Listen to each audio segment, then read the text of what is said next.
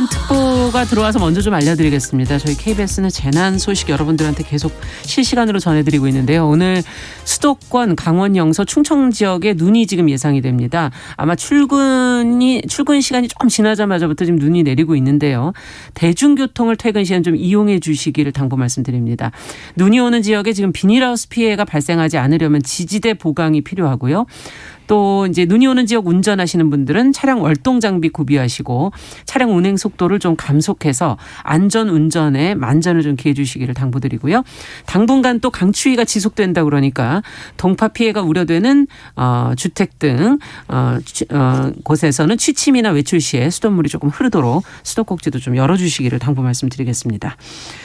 자, 그럼 첫 코너 뉴스픽 시작합니다. 월요일과 수요일은 이 두 분이 지켜주고 계십니다. 전혜연 우석대 개공 교수님 안녕하세요. 안녕하세요. 전혜연입니다. 네, 조으론 변호사님 안녕하세요. 네, 안녕하세요. 조으론입니다. 네, 오늘 저희 조금 늦게 시작했는데 하여튼 두 가지를 한번 부지런히 달려보도록 하죠. 뉴스를.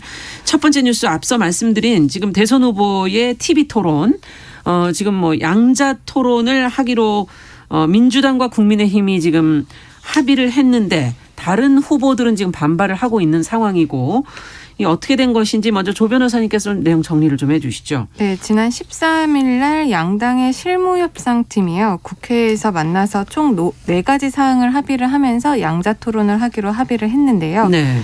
그 합의된 내용부터 먼저 말씀을 드리면 총 4가지입니다. 설 연휴 전에 양자 TV 토론을 한다. 네. 그리고 지상파 방송사에서 지상파 합동 초청 토론을 진행한다. 네. 그리고 국정 정반에 대한 모든 현안에 대해서 토론을 한다. 네. 추가적으로 토론 진행을 위한 협상을 계속하기로 한다. 이 4가지 사안에 대해서 합의를 했습니다. 네. 그럼 이제 양자 토론이라고 하니까 국민의힘 안철수 후보나 정의당 심상정 후보가 이제 배제되는 건데요. 그렇죠. 이에 대해서 두 후보가 매우 강력하게 비판을 하고 있습니다. 두 당 모두 지금 방송금지 가처분 신청을 하겠다, 검토하겠다 이런 입장을 펴고 있고요.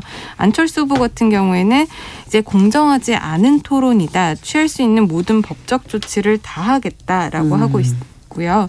심상정 후보 같은 경우에도 TV 토론에서 심상정을 배제하는 것은 심상정이 대표하고자 하는 우리 사회의 약자와 서민을 배제하겠다라는 것이라면서 굉장히 강력하게 비난을 하고 있습니다. 근데 이에 대해서 이제 중앙선거관리위원회 관계자는 네. 현행 선거법상 TV 토론의 방식만 공정하다면 언론사와 각 당의 후보가 조율한 그 양자 토론도 합법이다라는 입장을 밝히고 있어서 논란이 되고 있습니다. 네, 예전에 봤을 때 양자 토론도 본 것 같고 이렇게 다자 토론도 본 기억이 있어서 어느 것이 더 맞는 건가 뭐 국민들 입장에서도 좀 혼란스러우실 것 같은데 어떻게 보십니까? 두 분의 의견을 좀 들으면서 생각을 정리해 보죠.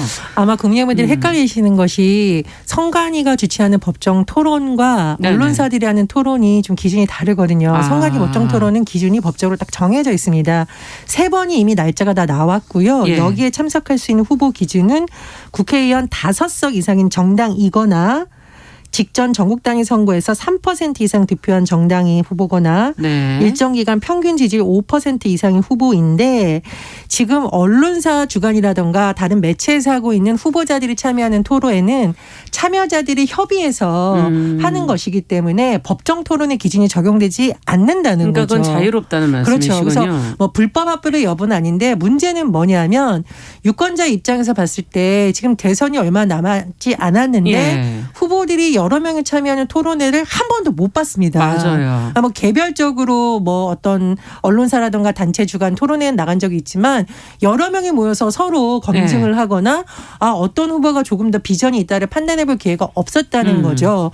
그런 가운데 일단 민주당 이재명 후보와 국민의힘 윤석열 후보의 양자 토론 가능성이 높아진 것인데 저는 법적인 걸 떠나서 유권자 입장에서 봤을 때는 국민의당 안철수 후보와 정의당 네. 심상정 후보도 참여하는 것이 더 좋다고 봐요. 그래야 양당 중심의 논의를 벗어나서 우리가 다른 주제가 있다면 그 주제를 살펴볼 수 있는 거고요. 네. 그리고 저는 참 이상한 게 뭐냐면 저 같으면 오히려 여러 명이 모여서 하는 것이 더 본인의 실력 검증을 위해서 좋지 않을까 생각이 드는데 너무 지금 각 후보의 캠프들이 이게 전략적으로 우리한테 맞냐 안 맞냐만을 생각하고 너무 유불리를 따지는 거죠. 네. 유권자 입장에서 궁금하다는 생각은 너무 안 하는 게 아닐까 생각이 그러네요. 듭니다. 있습니다. 만약에 법정 토론 3회 그리고 방송사 주간 토론회가 된다라고 해도 선거까지 얼마 안 남았기 때문에 몇 번 보지도 못할 것 같은데요. 몇 번 보지도 못해요. 근데 과거 선거를 한번 보면 16대 대선은 83회가 진행이 됐고요. 와. 17대 대선은 48회가 이어졌다고 합니다. 네. 그러니까 사실 이번 선거는 가뜩이나 민주당, 국민의힘 주요 정당, 거대 네. 정당의 후보들이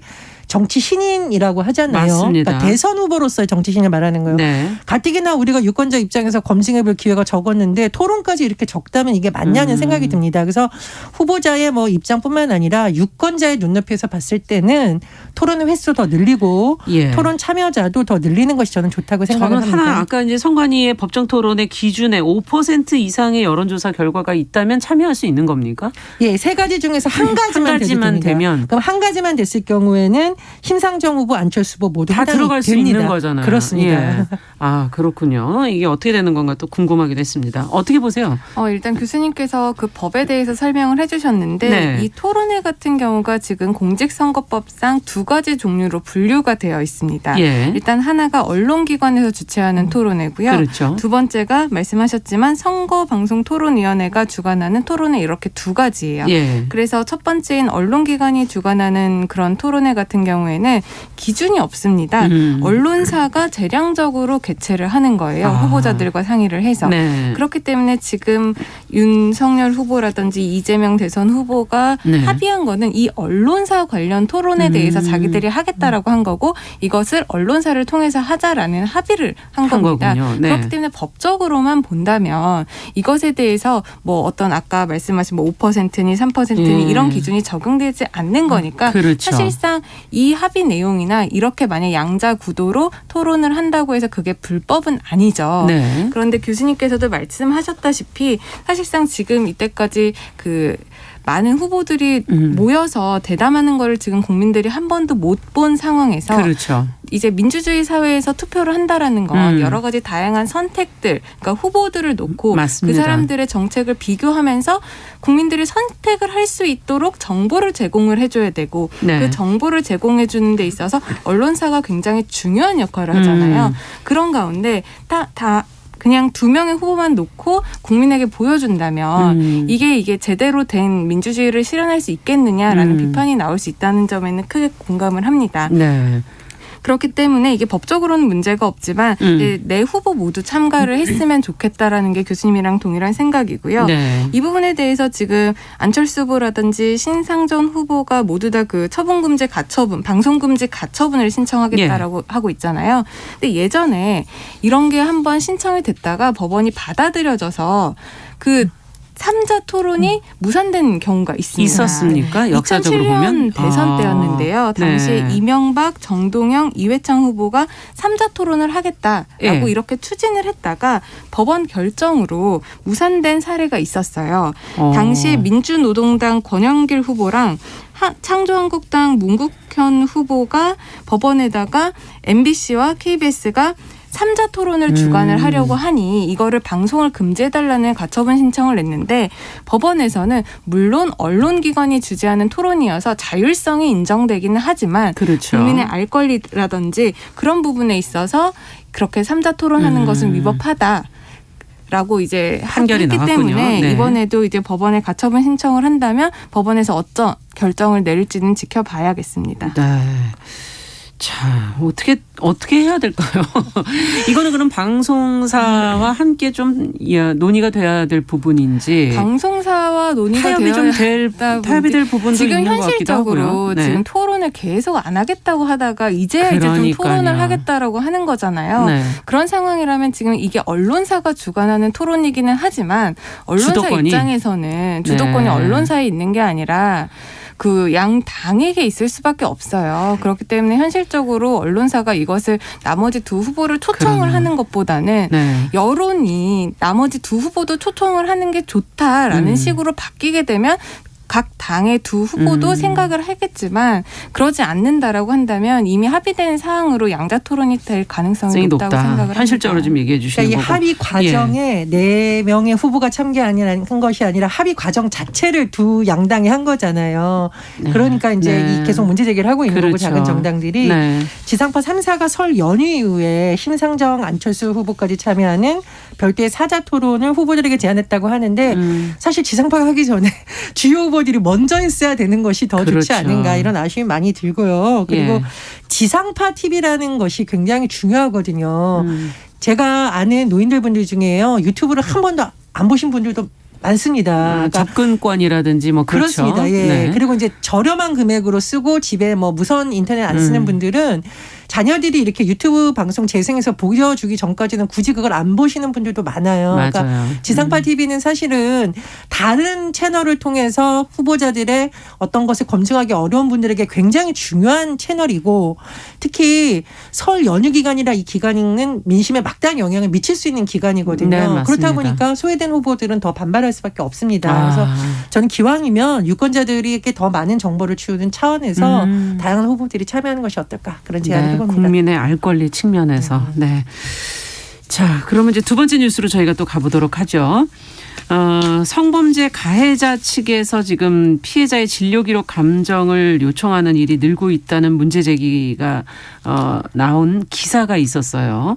어떤 내용인지 저희가 좀 살펴보고 무엇을 좀 저희가 관심 가져야 될지 들여다보겠습니다. 정 교수님께서 좀 들여다봐 주시죠. 예, 진료 기록 감정 촉탁이라는 것을 설명을 좀 드리면 법관이 의료기관에 의뢰를 해서요. 피해자나 혹은 피고인의 진료 기록을 해석하고 사실 여부를 확인하는 것입니다. 네. 그러니까 뭐 의료 기록이 들어갈 수도 있고 뭐 피해자의 정신 감정, 신체 감정을 이제 촉탁이라는 것은 이제 의뢰한다, 외부의 의견을 들어본다라는 건데 전문가의 견해를 참조한다는 취지에서는 뭐 큰 뭐 제도 자체는 문제가 없어 보입니다. 그런데 이 제도가 최근 성범죄에 관련 판결 과정에서 악용되고 있고 부작용이 있다라는 지적이 나오고 있는 건데요.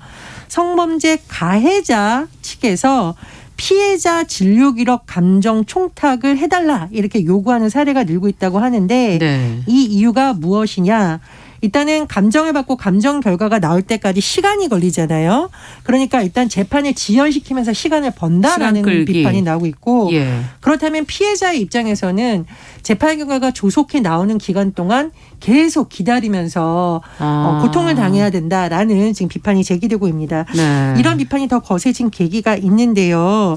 오거돈 전 부산시장 강제추행 피해자 측에서 최근에 항소심 공판을 앞두고 굉장히 어려움을 호소했다고 하는데 그 이유는 오거돈 전 시장이 1심에서 징역 3년을 선고받았어요. 항소심이 진행이 돼야 되는데 이 오거돈 전 시장 측에서 피해자 진료 기록을 감정해달라고 요청을 했다라는 거죠. 그렇다 보니 지금 언론 보도를 요약해 보면 재판이 8월에서 9월 15일로 연기됐고 세 차례 공판이 또 열렸지만 재판부에서도 진료 감정 결과가 아직 나오지 않았다. 그래서 이게 결과가 계속 좀 늦어지는 그렇습니다. 거군요. 그래서 감정 결과가 12월 13일 열린 결심 공판에서 공개됐는데 그럼 뭐 기존과 다른 것이 나왔냐. 그것도 아니라는 겁니다. 그 법원이 대한의사협회에서 기록한 진료 기록 감정 촉탁 결과는 역시나 명확하게 트라우마가 존재하고 PTSD에 해당한다. 그러니까 사실 바뀐 거 없어요. 예전과. 그냥 그 결과를 기다리느라 시간을 계속 보낸 그렇습니다. 거군요. 예, 그렇다 보니까 사실은 이게 뭐 피해자만 그런 것이 아니라 이 성폭력 사건 공동 대책위에서도 지난해부터 계속 이 문제에 대해서 재판을 고의로 지연시킨 것 아니냐는 얘기가 나왔었는데요. 따라서 전문가들 사이에서는 이 진료기록 감정 총탁이라는 제도가 전문성을 보완하고 이러는 취지에선 좋지만 성범죄 사건과 관련해서 피해자에게 또 다른 고통을 유발할 수 있기 때문에 신중하게 진행될 필요가 있다라는 지적이 나오고 있다고 합니다. 그러네요. 좀 세심하게 법이 이제 집행되는 데 있어서 아니면 또 법의 과정에서 좀 세심하게 들여다볼 부분인 것 같다는 생각이 들고 말씀해 주신 것처럼 피해자의 고통이 시간이 지연되면 될수록 계속 길어지는 거 커질 수 있다는 점 또 이 절차를 통해서 유리한 쪽으로 좀 이용하려는 거 아닌가 하는 그런 생각도 들어서 어떻게 보시는지 법적으로 보실 때 어떠세요? 변호사님. 일단 이런 일들이 사실상 굉장히 많아요. 많아요. 특히 이제 성범죄뿐만이 아니라 일반 형사 절차에서도 피고인 같은 경우에는 웬만하면 자신의 유죄 확정이 최대한 늦게 나길 원합니다. 판결이 늦게 나길 원하거든요. 자기가 불리한 사건일수록. 예. 그렇기 때문에 증거 신청도 많이 하고 증인 신청도 많이 하고 이래서 절차를 일단 지연을 시키는 거죠.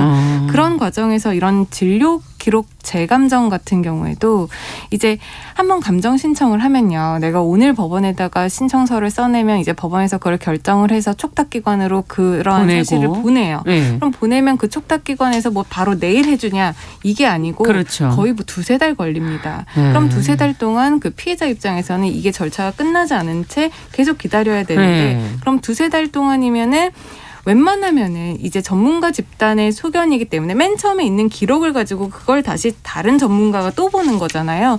그렇게 되면은 아까 교수님께서 사례 말씀해 주셨지만 결과가 별로 달라지는 거가 없어요. 그러면은 그 부분에 대해서 피고인들이 인정을 하냐? 이게 또 이의가 있다고 또 다른 감정을 해달라고 또 촉탁을 하게 됩니다. 그러면은 재판 절차가 점점 길어지는 거예요. 예. 사실 피해자들은 빨리 이게 상대방이 가해자가 유죄 판결을 받고 내가 그 삶이 판결을 정리되길 받으면서 바라죠. 이 네. 절차가 한번 정리가 되면 그 사건에서 어느 정도는 그렇죠. 그래도 마음의 위안이라든지 그 좀 피해 벗어날 수 트라우마를 있게 좀 되는. 벗어날 수 네. 있는 한 단계 나아갈 수 있는 그런 종지부를 찍어주는 게 이 형사 절차의 완성인데 그게 계속 이루어지지 못하고 진행이 되면 그만큼 피해자들이 굉장히 고통에 계속해서 시달리는 거고요. 이것도 제한할 수는 없습니까? 감정 이게 촉탁을 사실상 뭐 한 회 형사- 이상 할 수 없다든가 뭐 이런. 그렇게 할 수가 있으면 좋은데 예. 이게 우리나라 법 절차상 형사 절차가 피해자를 위한 절차가 아니라요. 억울한 피고인을 만들어내지 말자. 물론 법에 그런 의도는 이해를 하죠. 그렇기 때문에 예. 형사 절차에서 그 피고인의 권리라는 건 피해자 권리보다 어떻게 보면은 더 훨씬 중요하게 치부가 될 수가 있어요. 네. 그렇기 때문에 그러한 입장에서 이 감정 자체를 못하게 하거나 횟수 제한을 하는 거는 사실상 법적으로 딱 규제를 하는 거는 조금 어려워 보이는데 이제 법원에서 그러니까 네. 판사님이 그러니까 재판관이 그것을 재량으로 으로. 그 감정 신청을 했을 때 그것을 받아들여주지 않는 방법도 있습니다. 실제로 성폭력 범죄에서는 그 성폭력 범죄와 관련된 재판 규칙이 있는데요. 이제 피해자 보호에 관한 그런 성범죄 특히 피해자 보호 관련한 보호가 많이 주장이 되면서 예. 권리 보호라든지 주장이 되면서 이 규칙 같은 것들이 굉장히 피해자 보호에 유리한 쪽으로 많이 변경이 됐어요. 예를 들면 의견 진술, 피해자들이 의견 진술을 할 때 이제 가해자를 대면을 해야 되는 그렇죠. 상황이잖아요. 재판에 나와야 되면 그러면은 피해자에게 2차적인 피해가 생길 수 있다라고 해서 뭐 피고인을 가해자를 뭐 다른 데로 보내놓고 피해자에게 뭐 증인 신문을 하거나 이런 그렇죠. 것도 있고 실제 법정에 나오는 것조차 트라우마가 생긴다, 피해가 생긴다라고 한다면 의견을 직접 나와서 말을 하는 대신 진술을 담은 써서. 서면으로 제출하고자 하는 이런 규칙들이 마련이 되고 있는데 네. 아직까지도 이 진료 기록 재감정과 관련해서 이런 규칙에서 아직 명시를 하지 못하고 그렇군요. 있는 거죠. 그래서 이런 부분들이 좀 보완이 된다면 피해자를 보호할 수 있는 그런 것들이 좀 그러니까 나오지 않을까 생각을 합니다. 네. 정 교수님께서 끝으로 좀 정리해 주시죠. 결국은 피해자 중심적인 사고를 법조계에서도 지금 요즘 고민하고 있는데 네. 지금 당장 발생하는 문제에 대해서 좀 연구가 많이 될 거 한다고 보고요. 성폭력 상담소하고 서울대학교 공익법률센터가 공동으로 주최를 해서 보니까 각계 전문가들이 참여해서 이런 제도의 문제점을 많이 좀 지적을 했습니다. 그래서 지금 뭔가 이런 무분별한 감정 촉탁에 어떤 제동을 걸어야 되느냐, 그렇다면 절차는 마련되지 않는 논의가 빨리 시작이 되어야 된다라고 보고요. 네. 무엇보다 이 재판의 과정에서 물론 법조인들이 가거나 신경을 쓰지만 말씀해 주셨듯이 피해자 보호가 우선이라는 원칙이 무시되는 경우가 가끔 그렇죠. 있거든요. 그런 원칙을 항상 중심에 둬야 되는 것을 염두에 둬야 될 것으로 보입니다. 네. 자, 오늘 뉴스픽 조으론 변호사 전혜영 교수 두 분과 함께 이야기 나눠봤습니다. 말씀 잘 들었습니다. 감사합니다. 감사합니다. 네, 정용실의 뉴스 브런치 1부 마치고 잠시 후에 돌아오겠습니다.